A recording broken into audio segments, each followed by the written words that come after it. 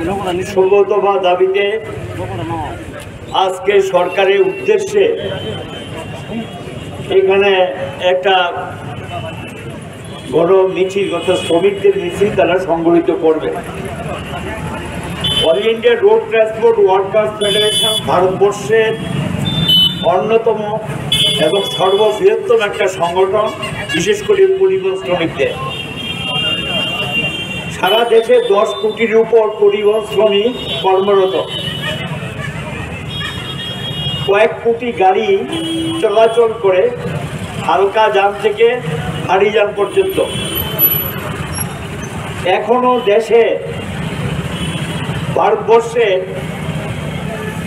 গ্রাম শহরে যোগাযোগের সবচেয়ে বড় মাধ্যম হল মোটর পরিবহন, এবং আমাদের নিত্য প্রয়োজনীয় সামগ্রী এক প্রান্ত থেকে আরেক প্রান্ত পৌঁছে দেওয়ার দায়িত্ব হল পরিবহন শ্রমিকদের। এ বৃহত্তম পরিষেবার দায়িত্ব পালন করছেন পরিবহন শ্রমিকরা, কিন্তু তাদের জীবন জীবিকা, সমাজ, দেশ, মানুষের জন্য সারাটা জীবন তারা পরিশ্রম করে যাচ্ছেন, কিন্তু তাদের জীবন জীবিকা আজকে সমস্ত দিক থেকে আক্রান্ত। তাদের বেতন ঠিকমতো মিলছে না, কোনো ভাতা মিলে না, এবং তাদের চিকিৎসার জন্য কোনো ব্যবস্থাপনা নেই। এবং যারা বাড়ির সঙ্গে বাড়ি থেকে বেরিয়ে গেলে 15 দিন 20 দিন পর্যন্ত বাড়িতে ফিরতে পারেন না, বিশেষ করে যারা ট্রাক চালায়। এই যে শ্রমিকদের দুর্বিষহ জীবনযাপন, রাষ্ট্র এবং সরকারের কোনো দায়িত্ব নেই। সরকার এবং রাষ্ট্র এটা নিয়ে ভাববে না। দেশ স্বাধীন হয়েছে, বহু বছর হয়েছে, দেশের মানুষের স্বার্থের বিরুদ্ধে বহু আইন তৈরি হয়েছে, কিন্তু এই পার্লামেন্টে দীর্ঘদিন ধরে যেটা লড়াই করছে যে জাতীয় ক্ষেত্রে পরিবহন শ্রমিকদের একটা ন্যূনতম মজুরি হওয়া উচিত, যেটা গোটা দেশের লাগু থাকবে। আজও ভারত সরকার মানে সেন্ট্রাল গভর্নমেন্ট এই দাবি তারা মেনে নেননি, এটাকে কার্যকরী করেননি। রাজ্যগুলোর ক্ষেত্রে যে মজুরি নির্ধারণ করা আছে এটা বাস্তবের সঙ্গে সঙ্গতিহীন। এতে সংসার চলে না, ছেলে মেয়েদের পড়াশোনা করাতে পারেন না। কাজে আমরা চাই মজুরি যা এখন পাচ্ছেন এটা কয়েক গুণ বাড়াতে হবে। সরকারের উদ্দেশ্যে এখানে একটা বড় মিছিল, শ্রমিকদের মিছিল তারা সংগঠিত করবে। All India road transport workers federation ভারতবর্ষের অন্যতম এবং সর্ববৃহত্তম একটা সংগঠন, বিশেষ করে পরিবহন শ্রমিকদের। সারা দেশে 10 কোটির উপর পরিবহন শ্রমিক কর্মরত। কয়েক কোটি গাড়ি চলাচল করে, হালকা যান থেকে ভারী যান পর্যন্ত। এখনো দেশে, ভারতবর্ষে গ্রাম শহরে যোগাযোগের সবচেয়ে বড় মাধ্যম হল মোটর পরিবহন, এবং আমাদের নিত্য প্রয়োজনীয় সামগ্রী এক প্রান্ত থেকে আরেক প্রান্ত পৌঁছে দেওয়ার দায়িত্ব হল পরিবহন শ্রমিকদের। এ বৃহত্তম পরিষেবার দায়িত্ব পালন করছেন পরিবহন শ্রমিকরা, কিন্তু তাদের জীবন জীবিকা, সমাজ, দেশ, মানুষের জন্য সারাটা জীবন তারা পরিশ্রম করে যাচ্ছেন, কিন্তু তাদের জীবন জীবিকা আজকে সমস্ত দিক থেকে আক্রান্ত। তাদের বেতন ঠিকমতো মিলছে না, কোনো ভাতা মিলে না, এবং তাদের চিকিৎসার জন্য কোনো ব্যবস্থাপনা নেই। এবং যারা বাড়ির সঙ্গে বাড়ি থেকে বেরিয়ে গেলে 15 দিন 20 দিন পর্যন্ত বাড়িতে ফিরতে পারেন না, বিশেষ করে যারা ট্রাক চালান। এই যে শ্রমিকদের দুর্বিষহ জীবনযাপন, রাষ্ট্র এবং সরকারের কোনো দায়িত্ব নেই। সরকার এবং রাষ্ট্র এটা নিয়ে ভাববে না। দেশ স্বাধীন হয়েছে, বহু বছর হয়েছে, দেশের মানুষের স্বার্থের বিরুদ্ধে বহু আইন তৈরি হয়েছে, কিন্তু এই পার্লামেন্টে দীর্ঘদিন ধরে যেটা লড়াই করছে যে জাতীয় ক্ষেত্রে পরিবহন শ্রমিকদের একটা ন্যূনতম মজুরি হওয়া উচিত, যেটা গোটা দেশে লাগু থাকবে। আজও ভারত সরকার মানে সেন্ট্রাল গভর্নমেন্ট এই দাবি তারা মেনে নেননি, এটাকে কার্যকরী করেননি। রাজ্যগুলোর ক্ষেত্রে যে মজুরি নির্ধারণ করা আছে এটা বাস্তবের সঙ্গে সঙ্গতিহীন, এতে সংসার চলে না, ছেলে মেয়েদের পড়াশোনা করাতে পারেন না। কাজে আমরা চাই মজুরি যা এখন পাচ্ছেন এটা কয়েক গুণ বাড়াতে হবে, নতুবা তারা জীবন জীবিকা বাঁচবে না। জিনিসের দাম বাড়ছে আর উল্টো দিকে মজুরি কমছে। বিজেপি সরকার কেন্দ্রে ক্ষমতা আসার পর, এ রাজ্য বিজেপি সরকার ক্ষমতা আসার পর মজুরি কমছে। যানবাহন বা পরিবহন ব্যবস্থাকে সর্বনাশ করে দেওয়ার জন্য রাজ্য এবং কেন্দ্রের সরকার যে নীতি নিয়েছে এটাকে সম্পূর্ণ বিপর্যস্ত করে তুলছেন। ট্যাক্সের কোনো দরকার, যখনই সরকারের ভাড়ারে টান পড়ে এই দেশে বড় লোকদের উপরে কোনো ট্যাক্সও বসান না, তাদের ট্যাক্সও ছাড় দিয়ে দেন। বাজেটে ঘাটতি পূরণ করার জন্য এই পরিবহনের উপর সমস্ত ট্যাক্সের বোঝা চাপিয়ে দেন। স্টেট গভর্নমেন্টের ট্যাক্স, কেন্দ্রীয় সরকারের ট্যাক্স, নানা ধরনের ট্যাক্স তাদের বহন করতে হয়। তারপরে যেন হয়রানি বলতে যে শব্দটা, এটা দেশের সর্ববৃহত্তম হয়রানি চলছে পরিবহন শ্রমিকদের উপরে। অমানবিক আচরণ তাদের প্রতি করা হয়। পরিবহন অফিসগুলোতে গেলে পয়সা ছাড়া কোনো কাজ হয় না, অর্থ দিতে হবে এবং অর্থ না দিলে কোনো কাজ হয় না। ড্রাইভিং লাইসেন্স পাওয়ার ক্ষেত্রে এমনকি গাড়ি মালিকদের কোনো ট্যাক্স জমা দিয়ে কাগজটা পাওয়ার ক্ষেত্রে থেকে শুরু করে তাদের ফিটনেস রিনিউ করার ক্ষেত্রে চলছে এই অরাজকতা চলছে। এগুলো বললেও কোনো সরকার নির্বিকার কোনো ভূমিকা তাদের নেই। তোলাবাজি চলছে, আর সঙ্গে সরকারের যখন টাকার প্রয়োজন, ভাড়ারে যখন টান পড়ে, তখন গিয়ে পরিবহন আটকাও এবং তাদের থেকে টাকা তুলো। রাস্তাঘাটে সেখানে আইনের শাসনের নামে, আইন কার্যকরী করার নামে চরম তোলাবাজি চলছে। এবং একটা গাড়ি যদি এই আগরতলা থেকে ধর্মনগর রওনা হয়, 15 থেকে 20টা জায়গায় গাড়ি থামিয়ে তাদেরকে সব কাগজপত্র ঠিক আছে, সব ঠিক থাকলো, একটা নির্দিষ্ট পরিমাণ টাকা তাদের দিয়ে যেতে হয়।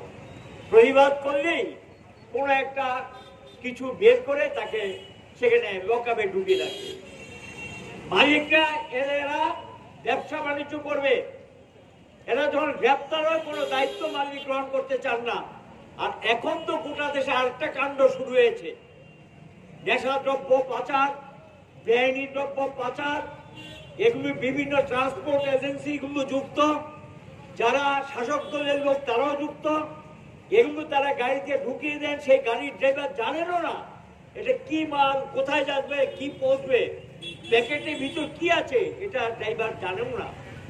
যখন ধরা পড়ে ড্রাইভার গ্রেপ্তার হয় আর মালিক বেমাল্য অস্বীকার করে, সে জানে না। অথচ মালাটা সবটা মালিক পায়, বক্সার টাকা মালিক পায়, সমস্ত কিছু মালিকরা পায়, আর সেই শ্রমিকরা জেলে পুড়ে মরছে, তার খবর রাখে না, তার পরিবারের খবর রাখে না। নতুবা তারা জীবন জীবিকা বাঁচবে না। জিনিসের দাম বাড়ছে আর উল্টো দিকে মজুরি কমছে।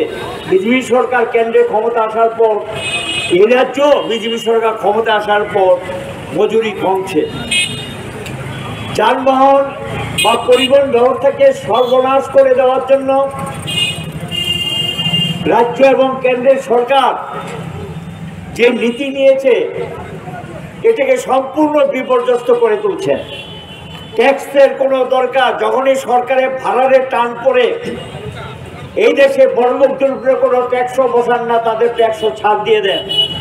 বাজেটে ঘাটতি পূরণ করার জন্য এই পরিবহনের উপর সমস্ত ট্যাক্সের বোঝা চাপিয়ে দেন। স্টেট গভর্নমেন্টের ট্যাক্স, কেন্দ্রীয় সরকারের ট্যাক্স, নানা ধরনের ট্যাক্স তাদের বহন করতে হয়। তারপরে যেন হয়রানি বলতে যে শব্দটা, এটা দেশের সর্ববৃহত্তম হয়রানি চলছে পরিবহন শ্রমিকদের উপরে। অমানবিক আচরণ তাদের প্রতি করা হয়। পরিবহন অফিসগুলোতে গেলে পয়সা ছাড়া কোনো কাজ হয় না, অর্থ দিতে হবে এবং অর্থ না দিলে কোনো কাজ হয় না। ড্রাইভিং লাইসেন্স পাওয়ার ক্ষেত্রে, এমনকি গাড়ি মালিকদের কোনো ট্যাক্স জমা দিয়ে কাগজটা পাওয়ার ক্ষেত্রে থেকে শুরু করে তাদের ফিটনেস রিনিউ করার ক্ষেত্রে চলছে এই অরাজকতা চলছে। এগুলো বললেও কোনো সরকার নির্বিকার কোনো ভূমিকা তাদের নেই, তোলাবাজি চলছে। আর সঙ্গে সরকারের যখন টাকার প্রয়োজন, ভাড়ারে যখন টান পড়ে, তখন গিয়ে পরিবহন আটকাও এবং তাদের থেকে টাকা তুলো। রাস্তাঘাটে সেখানে আইনের শাসনের নামে, আইন কার্যকরী করার নামে চরম তোলাবাজি চলছে। এবং একটা গাড়ি যদি এই আগরতলা থেকে ধর্মনগর আনা হয়, 15 থেকে 20টা জায়গায় গাড়ি থামিয়ে তাদেরকে সব কাগজপত্র ঠিক আছে, সব ঠিক থাকলো, একটা নির্দিষ্ট পরিমাণ টাকা তাদের দিয়ে যেতে হয়। প্রতিবাদ করলেই কোনো একটা কিছু বের করে তাকে সেখানে লকআপে ঢুকিয়ে রাখে। মালিকরা এরা ব্যবসা বাণিজ্য করবে, এরা যখন গ্রেপ্তার হয় কোনো দায়িত্ব মালিক গ্রহণ করতে চান না। আর এখন তো গোটা দেশে আরেকটা কাণ্ড শুরু হয়েছে, নেশাদ্রব্য পাচার, বেআইনি দ্রব্য পাচার, এগুলি বিভিন্ন ট্রান্সপোর্ট এজেন্সিগুলো যুক্ত, যারা শাসক দলের লোক তারাও যুক্ত। এগুলো তারা গাড়িতে ঢুকিয়ে দেন, সেই গাড়ির ড্রাইভার জানেনও না এটা কি মাল, কোথায় যাবে, কি পৌঁছবে, প্যাকেটের ভিতর কি আছে, এটা ড্রাইভার জানেন না। যখন ধরা পড়ে ড্রাইভার গ্রেপ্তার হয় আর মালিক বেমালও অস্বীকার করে, সে জানে না। অথচ ভাড়াটা সবটা মালিক পায়, বক্তার টাকা মালিক পায়, সমস্ত কিছু মালিকরা পায়। আর সেই শ্রমিকরা জেলে পুড়ে মরছে, তার খবর রাখে না, তার পরিবারের খবর রাখে না। দেশের এক প্রান্ত থেকে আরেক প্রান্ত তারা নিয়ে যান এবং সেই পণ্য যাত্রীদের নিয়ে যান। যখন ধরা পড়ে গ্রেপ্তার হয়, তাদেরকে জেল থেকে বের করে আনার দায়িত্ব কার? মালিকের, সরকারের। কিন্তু সেই দায়িত্ব পালন করে না। পরিবার বিপন্ন হয়, ছেলে মেয়েদের পড়াশোনা মাঝ রাস্তায় থেমে যায়, পরিবার হন্যে ঘুরে। এইভাবে ভারতবর্ষের জেলগুলোতে কয়েক হাজার পরিবহন শ্রমিক জেল খাটছেন। কোথাও ধরা পড়লে বাড়ি ধরেন পাঞ্জাব, গ্রেপ্তার হলো ত্রিপুরার আগরতলা বা কোনো একটা সাব ডিভিশনে। ওই পরিবারের পক্ষে এখান থেকে এসে মামলা চালানো, তাকে ছাড়িয়ে নেওয়া সম্ভব যদি মালিক সে দায়িত্ব না নেয়। মালিক সেখানে টাকাটা নেবে, উল্টো পাল্টা কাজ করাবে শ্রমিকদেরকে দিয়ে, আর তাদের ছাড়ানোর দায়িত্ব নেবে না।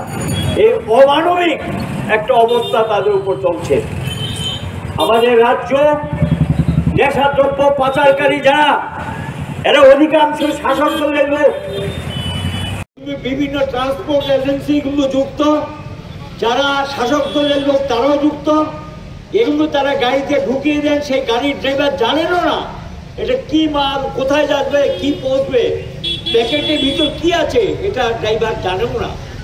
যখন ধরা পড়ে ড্রাইভার গ্রেপ্তার হয় আর মালিক বেমালও অস্বীকার করে, সে জানে না। অথচ ভাড়াটা সবটা মালিক পায়, বক্তার টাকা মালিক পায়, সমস্ত কিছু মালিকরা পায়। আর সেই শ্রমিকরা জেলে পুড়ে মরছে, তার খবর রাখে না, তার পরিবারের খবর রাখে না। দেশের এক প্রান্ত থেকে আরেক প্রান্ত তারা নিয়ে যান এবং সেই পণ্য যাত্রীদের নিয়ে যান। যখন ধরা পড়ে গ্রেপ্তার হয়, তাদেরকে জেল থেকে বের করে আনার দায়িত্ব কার? মালিকের, সরকারের। কিন্তু সেই দায়িত্ব পালন করে না। পরিবার বিপন্ন হয়, ছেলে মেয়েদের পড়াশোনা মাঝ রাস্তায় থেমে যায়, পরিবার হন্যে ঘুরে। এইভাবে ভারতবর্ষের জেলগুলোতে কয়েক হাজার পরিবহন শ্রমিক জেল খাটছেন। কোথাও ধরা পড়লে বাড়ি ধরেন পাঞ্জাব, গ্রেপ্তার হলো ত্রিপুরার আগরতলা বা কোনো একটা সাব ডিভিশনে। ওই পরিবারের পক্ষে এখান থেকে এসে মামলা চালানো, তাকে ছাড়িয়ে নেওয়া সম্ভব যদি মালিক সে দায়িত্ব না নেয়। মালিক সেখানে টাকাটা নেবে, উল্টো পাল্টা কাজ করাবে শ্রমিকদেরকে দিয়ে, আর তাদের ছাড়ানোর দায়িত্ব নেবে না। এই অমানবিক একটা অবস্থা তাদের উপর চলছে। আমাদের রাজ্য নেশাদ্রব্য পাচারকারী যারা, এরা অধিকাংশ শাসক দলের লোক। তারা কয়জন গ্রেপ্তার হয়, অধিকাংশ ক্ষেত্রে সেখানে দলাপড়ে গাড়ির ড্রাইভারদেরকে গ্রেপ্তার করে জেলে ঢুকিয়ে দেওয়া হয়, তাদেরকে ছাড়িয়ে আনা, তাদের পরিবার দেখার দায়িত্ব নেয় না। কিন্তু সেই যে মালটা ঢুকিয়ে দিলেন গাড়িতে, এই টাকাটা সবটা পাবেন এবং এই সমস্ত বেআইনি দ্রব্যের টাকা পাবেন যারা এগুলি ঠিকাদারি করেন বা যারা এই ব্যবসার সঙ্গে যারা, তারা পুলিশ সেখানে যথোপযুক্ত তদন্ত করে এর সঙ্গে যুক্ত যারা, তাদেরকে গ্রেপ্তারের ভাবনা চিন্তা করেন না। এই অরাজক অবস্থা চলছে, এটারই প্রতিবাদ আমরা করছি এবং এটার বিরুদ্ধে কথা বলছি, শুনতে চায় না। আজকে এখানে মিছিলটা হচ্ছে, আগামী অর্থাৎ এই মাসের 24 তারিখ দিল্লিতে গোটা দেশের শ্রমজীবীরা ঐক্যবদ্ধ হবেন, পরিবহনের শ্রমিকরা দিল্লিতে যাবেন, দিল্লিতে তারা সেখানে মিছিল করবেন এবং সমবেত হবেন, কেন্দ্রীয় সরকারের দৃষ্টিতে এই দাবিগুলো নিয়ে যাবেন। সারা দেশে মোটর ভেহিকেল অ্যাক্ট সংশোধনের নামে যে সংশোধনী বর্বরচিত, আমরা সোজা ভাষায় বলবো এটা বর্বরচিত সংশোধনী, আমেরিকার আইনের সঙ্গে সাযুজ্য রেখে ভারতবর্ষে আইন করা হয়েছে। রাস্তাগুলো খারাপ, যানবাহন চলার অনুপযুক্ত, সেখানে গিয়ে তাদেরকে উপর মামলা ঠুকিয়ে দেওয়া হয়, জেলের ব্যবস্থা, জরিমানার ব্যবস্থা বিশাল আকার ধারণ করেছে। কোটি কোটি টাকা সেখানে এই জেল জরিমানা আদায় তারা আদায় করছেন। তাহলে সরকার একদিকে পেট্রোলের দাম বাড়ায়, একদিকে ডিজেলের দাম বাড়ায়, আরেকদিকে গ্যাসের দাম বাড়াচ্ছে এবং এটা করে পরিবহন শিল্পকে রুগ্ন করে দিচ্ছে। এখানে বিরাট অংশের শ্রমিক আজকে কর্মহীন হয়ে যাচ্ছে, সাধারণ মানুষের উপর ভাড়ার চাপ পড়ছে, জিনিসপত্রের দাম বাড়ছে। পেট্রোল ডিজেলের থেকে ট্যাক্স নিয়ে ক্ষান্ত হননি, রাজ্যে রাজ্যে বিভিন্ন ট্যাক্স 100 গুণ 200 গুণ পর্যন্ত বাড়িয়ে দিয়েছেন, বিভিন্ন ট্যাক্স, হিডুম ফি বাড়িয়ে দিয়েছেন, ফিগুলো বাড়িয়ে দিয়েছেন। এই যে অবস্থা, এই অবস্থায় একদিকে আয় উপার্জন কমছে, আরেকদিকে উপর তাদের উপর চাপ পড়ছে, এটাই প্রতিবাদ করছে এবং এই প্রতিবাদই আজকে মিছিল সংগঠিত করা হচ্ছে। আমরা সরকারকে বলবো, তারা মানুষ, তারা যদি 2-4 দিন গাড়ি না চালায়, দেশ স্তব্ধ হয়ে যাবে, রাজ্য স্তব্ধ হয়ে যাবে, জীবনযাত্রা স্তব্ধ হয়ে যাবে। এরা যে মানুষ, এটা স্বীকৃতি চায়। তারা মানুষ, তারা যদি 2-4 দিন গাড়ি না চালায়, দেশ স্তব্ধ হয়ে যাবে, রাজ্য স্তব্ধ হয়ে, জীবনযাত্রা স্তব্ধ হয়ে যাবে। এরা মানুষ, স্বীকৃতি চায়, অধিকার, এরা মর্যাদা চায়, এরা সম্মান চায়। বামফ্রন্ট সরকারের সময়ে মর্যাদা, সম্মান, অধিকার, ইজ্জত তাদের সুরক্ষিত ছিল। আজকে সরকার পরিবর্তন হওয়ার পর তাদের মানুষ হিসেবে স্বীকার করে না এবং তার প্রতি অমরতা, অসম্মান, রাস্তাঘাটে যা খুশি তা ব্যবহার, এগুলো চলছে। এটার বিরুদ্ধে শ্রমিক শ্রেণীকে ঐক্য হতে হবে। দেশব্যাপী আন্দোলন শুরু হয়েছে, আগামী গোটা দেশ এই শ্রম অচল করে দেবেন ভারত সরকার যদি না পাল্টায়। মোটর ভেহিকেল অ্যাক্টকে আমরা বলবো, যেটা তোমরা সংশোধন করে কার্যকরী করতে চাচ্ছ, এটাকে স্থগিত রাখো। শ্রম কোডের নামে শুনতে পাচ্ছি সেন্ট্রাল গভর্নমেন্ট তৈরি হয়ে গেছে, 1 এপ্রিল থেকে ভারতবর্ষকে ডুব দিলে শ্রম নাকি লাগু করবেন, গোটা রুলস জারি করবেন। সারা দেশ তৈরি হচ্ছে শ্রমদা এবং তৈরি হচ্ছে শ্রমজীবীরও তারা অচল দেবেন। সেই দিন তারিখ ধারণ করেন না। আগামীকাল দিল্লি 10টি ট্রেড ইউনিয়ন তারা যৌথ কনভেনশন ডেকেছে, আমাদের রাজ্য আমরা পাঠিয়েছি। সেই কনভেনশনে আগামী আমরা কর্মঘোষিত আন্দোলনের মধ্য দিয়ে, যৌথ আন্দোলনের মধ্য দিয়ে এই ইউনিয়নগুলো মঞ্চে এসে, কৃষক সংগঠনরা মঞ্চে এসছে, তোমার সঙ্গে পারবে এই সরকারের দিশা গড়াতে এবং সরকার যে নিয়ে চলছে পরিবর্তন করার বিশ্বাস আমরা রাখি এবং এই নিয়ে আজকে